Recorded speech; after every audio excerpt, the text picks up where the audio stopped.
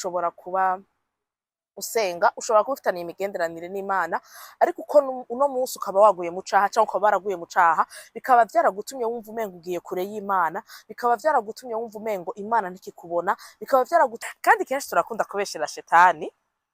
Shetani ziramubeshera, wewe mugenzi waje uragiye mu cumba muratfashe no opportunité gusaba ikigongwe. Ndasavye imbabazi umuntu wese azi.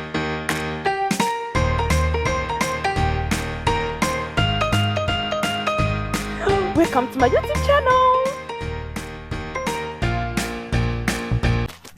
Hi my people, welcome to our YouTube channel kandi pardon cyane kuko nari narabahevye, nari narabataye mugana nanje si jewe.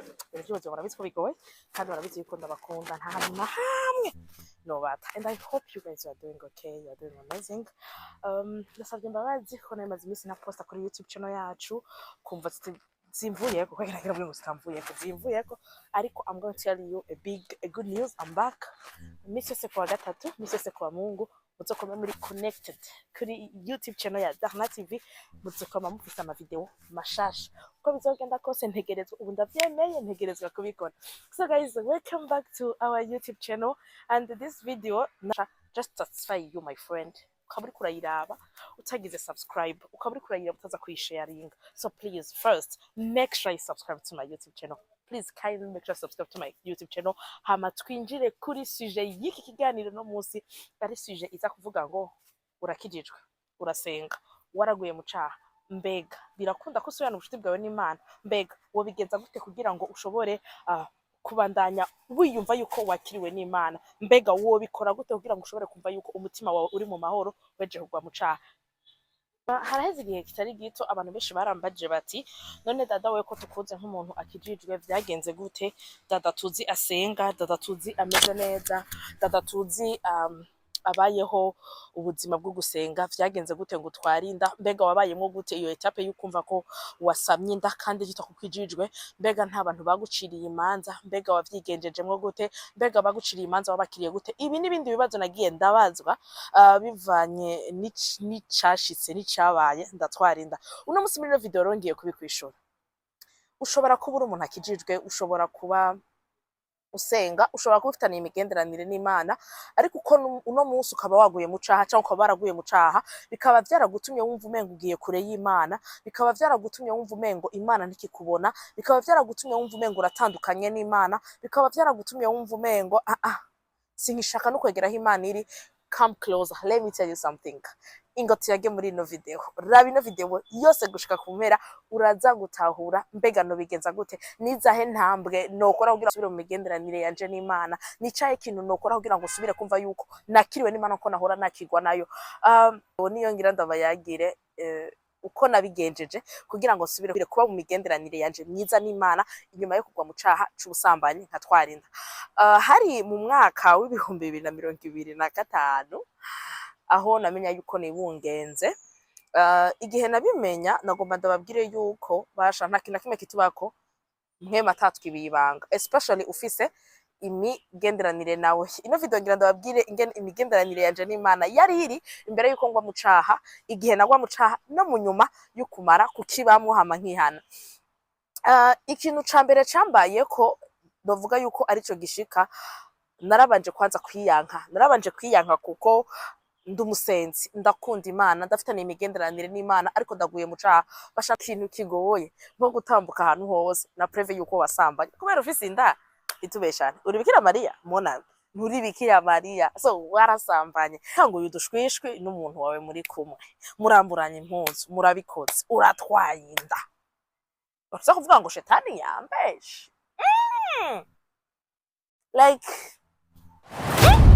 shetani defatura mubeshera. So vyarashitse nari muco jewe niturukundo n'umuntu twagendana ico gihe. Bashaka ndababwira ikintu kimwe, hari gihe bivanye n'ikintu wewe ubushaka ubona umengo nico uyo muntu ariko araguha, mugabo sico ariko araguha, nico wewe uba ushaka muri uwo mwanya, nico uba wifuza muri uwo mwanya, ugaca umengo nico uri kuraronka. Je maze kubura papa wanje muri 2023, umutima wanje wararondeye novuga umu remplacer kuko papa wanje yari umugenzi wanje yari inshuti yanje yari umu best friend wanje yari wa mupote nabwira vyose yari umuntu yari proche yanje plus que n'importe qui kwisi ndakunda kubivuga mu video ndandukanye kandi sinzorwa kubivuga hama maze gupfa narondeye ugutwi kunyumviriza nararondeye ijisho rimbona nararondeye ibitugu norirako ego abagenzi banje bari bahari kandi ndabashimiye hamaca ngwa ku mutipe je mu bw'iwanje na ya bintu ndiko ndarondera narabitransmesse ko ari byo ariko aramba mbwa si byo ariko aramba mbwa ko ari byo nashaka nabona umengo nivyo ndiko ndaronka hama turagendana hama tumaze kugendana birashika ndutwarinda sinyanda bisubire ko naragize ama video menshi kuri ico kintu kandi naravuze yuko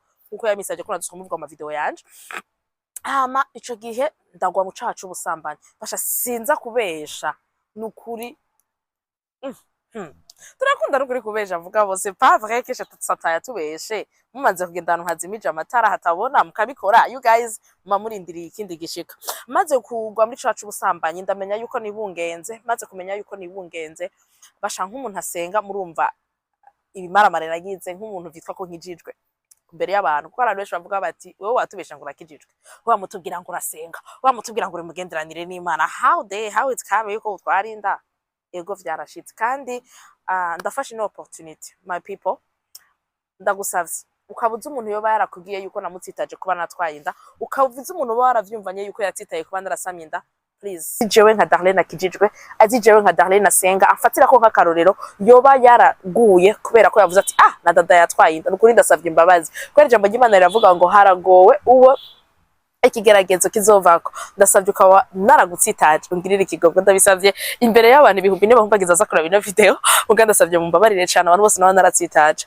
shogiye matse kwimenya ko afise inda naragize umutima icambere kiba iyo ubuye mu caho umuntu asenga no kwiyagiriza kandi kwiyagiriza ni kuva ku Mana kuva kwa shetani yaranteye kwiyagiriza abantu b'Imana arambwira ati nuzosubira guca uri mu divorce utwaye inda nyeneyo ntagushaka uzosubira gucahe uzobigenza gute uzovyiyumvira gute of course arashiramo n'ivyiyumviro bibi byo kuyikurayo of course arashiramo ivyiyumviro bibi kuko niko kazi kiwe akazi ka shetani no kutugerageza arashiramo ivyiyumviro bibi bitandukanye mugabo je ndahagarara ndavuga ati ico nakora narari ijoro n'umurango nariyumvira ati mbega Mana je nzosubira gucahe nariyumvira ati mbega Mana je abantu bambona gute mbega abantu banyiyumvira gute culpability narayibayemwo ariko ico no babwira ni kimwe basha iyo ufise imigenderanire n'Imana iyo ufise umwanya wawe n'Imana iyo warigeze kuba ufishe umwanya wo gusenga wo gusoma ijambo muri uwo mwanya wanje wa capability muri uwo mwanya wanje shetani ariko irambwira ibindi ndarifise ukundi kuri nzi clack it narifise ukundi kuri nakuye mu ijambo ry'Imana nasoma narifise ukundi kuri kwa mwema ari muri jewe kuko ijambo ry'Imana rivuga ngo uri muri jewe arakomeye gusumba uri mwisi kandi ijambo riri muri jewe ryarafashije kuba muri iyo capability kuko ijwi rimwe ryarambwira ngo umunyavyaha sino kubabarira ndaca nibukira indi ijwi rimbwira ngo kuko Kristo umwana yadukunze birenze yaturugiye Kristo ngo adukize ivyaha irindi jwi rikambwira ko ndikondana irindi jwi rikambwira tutkondana Kristo yarayidukuye ko kumusaraba kubera iki I have the word in me I have ijambo nasoma ry'Imana so ya mbere ijanye no kugira uve muri capability gira inyanya yawe n'Imana soma ijambo ry'Imana maze kuva kuri etape ya mbere ya capability ngaca nishimikiza ijambo ry'Imana nzi ijambo ry'Imana nasomye ryari muri jewe niryo nariko ndasoma muri uwo mwanya icya kabiri naciye nkora ni repentance gusaba ikigongo kwihana basha ndababwira ikintu kimwe nta kintu kigoye kugenda kubwira umuntu ati narasambanye narondeye umukozi w'Imana ndamubwira ati jewe sasa bayabe poka kitu karinipita ndani unaona cyashitse naguye mu cacu ubusambanyi kandi numva umengo ndiko ndiyagiriza cyane ariko numva bitonkura mu kibanza cyo kuba n'Imana hari umuntu yigeze kumbaza ndadora confidence y'ubwoba gute washobora kumva yuko wotambuka mwibarabara ninda utari marié uri mu divorce n'umutipe watawe tubona uretse abamamaje byo bamamaje gute wumva yuko woja mu barabara umeze uko ndamubwira ati narahariwe kuga amaraso ya Kristo numva ndi free simbona nshaka basigurira ingene iyo ufise imigenderanire n'Imana biguha amahoro simbona ingene nshobora kubibabwira iyo ugendana n'Imana ingene ari ikintu ca mbere kizana amahoro n'Imana biragukiza iyo ugendana n'Imana biragutabara no mu bibonye utaruzi ko wotabawe ico gihe naragendegera umukozi w'Imana ndambwira ati jewe byarashitse ndagwa mu caha umukozi w'Imana yarafashije cyane aramba yandi ma verse menshi yafashije ama verse menshi menshi gose make ndaza kuyashiramwo muri ino video yafashije ingene ushobora kugarukana imigenderanire yawe n'Imana iyo vyashitsukagwa mu caha. Muri uwo mwanya maze kugenda umukozi w'Imana ndamubwira ivyabaye yarampaye ama verset, narasubiye ndaba mu mwanya wanje n'Imana, ndaba muri presence y'Imana umwanya munini ushoboka mu buzima bw'iwanje. Naratwaye inda, akazi nako nari mfise, nari nicaye muhira, nibaza ko umwanya munini nawumara ndiko ndasenga. Bimwe vy'abadamu bafise inda mwijoro tubura itiro, ndaca mvyuka ngaca ntora Bible nkasoma nkasenga. Icya gatatu nagize ko ari ukugarukana imigenderanire yanje n'Imana, ko ari kuba mwijambo ibishoboka kugira ngo yamatake ndiko ndaronka hanze y'abancira urubanza bambwira ingene ataco maze, bambwira ingene ataco nkwiye gukora, ntaco yarakimbarira. Sindiko ndabesha, nararonka amajambo menshi, nararonka abantu benshi bantuka, nararonka abantu benshi bancira urubanza, ariko je muri je nari mfise ukuri nkura mu ijambo ry'Imana, muri je nari mfise ukuri nkura ku Imana yuko yobasha ndunesha muri vyose, kuko Imana iminkomezi kubera Imana inyitayeho. Step ya kane nagize yabaye step yo kwakira ko vyabaye. Kenshi naho wihana hari igihe twama tugerageza guta amakosa ku bandi. Iyo atabuye uyu ntivyari kugenda uko, iyo atabuye uyu ntivyari kumera gutya, ariko je nakiriye uruhara rwanje muri ivyo bintu. Nariko ndarondera attention, nariko ndarondera urukundo, nariko ndarondera ibi n'ibi n'ibi, ndabirondera mu nzira itari yo bintwara mu gusambana. Uko gusambana kwanza niyo gutwara inda.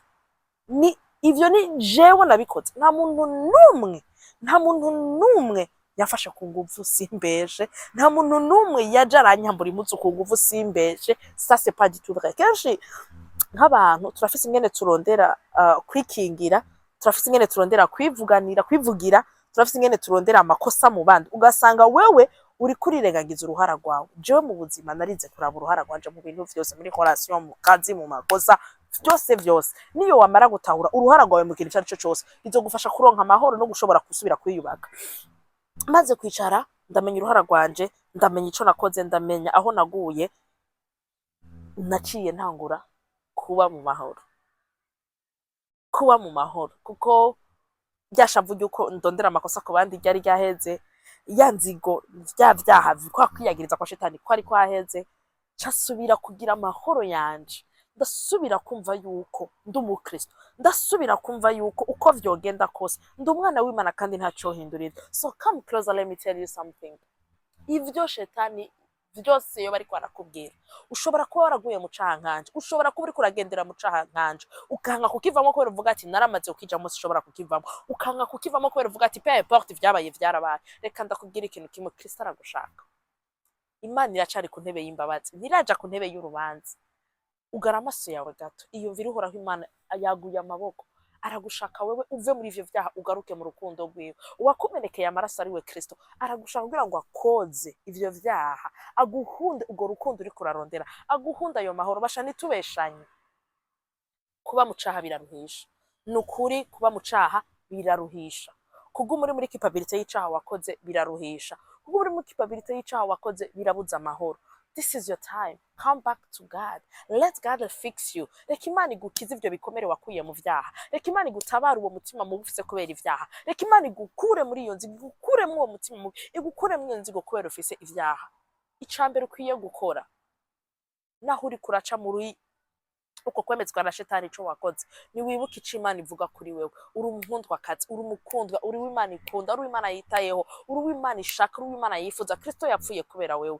Ica kabiri, ihane, emera icaha wakoze, egera umukozi w'Imana. Ushobora kuba uri umukatolika, egera patiri, ushobora kuba uri umukirisu, egera pastor, egera umukozi w'Imana agufashe kugenda ukire uve muri ico caha urimo. Ica gatatu, akira holi yawe muri ico caha, ico wakoze ubwira ubwo muri ico caha ugitaho urucumva. Ica kane, subirana imigenderanire yawe n'Imana, subira ugira imyanya yawe n'Imana, subira wumve yuko Imana iracagukunda, Imana iracagushaka, Imana iracakwitayeho. Subira wumve yuko urakeneye Imana gusumba ikindi kintu icari cyo cose. Subira wumve yuko naho wowe urihe, Kristo yakoze ibikomeye, yasize icubahiro mu ijuru. Kuringana n'Imana ntiyabonye yuko ari ibintu vya hatari, ariko yaremeye araza kugira ngo jewe na wewe dukire, jewe na wewe dutabagwe, wewe na jewe tube amahoro, wewe na jewe tube mu rukundo, wewe na jewe tube mu gakiza. Ndakwinginze, ndagusavye, ndagutakambiye, come back to God. Imana iragushaka kandi Imana iragukunda kandi Imana ntigucira urubanza ahubwo yiteguriye kukubabarira. Thank you for watching this video. Please, I hope yagufashije. I hope yagize icyo imara mu buzima bwawe. Urashobora kuyisangiza umugenzi wawe uzi ariko aragendera mu byayifuza kwivamo byase. Urashobora kuyisangiza umugenzi wawe uzi ko yoba akeneye ano majambo kugira ngo nanjye ushobore kuneza imbere. Urashobora kugira subscribe, urashobora kugira kuri sabone, ugagira no gakirika do notification. Ndakwibutsa yuko kuri YouTube channel ya Darna TV misi yose kuwa gatatu no kuwa Mungu muzokuba mufite ama video mashasha kubijanye na how to live after ikintu, how to baho kuri vya bibazo wiyumvira ati mbega ndi muri kino kivamo gute. I come with a issue, so make sure you subscribe so that you don't miss ikintu na kimwe. I love you. Thank you for watching. Bye bye.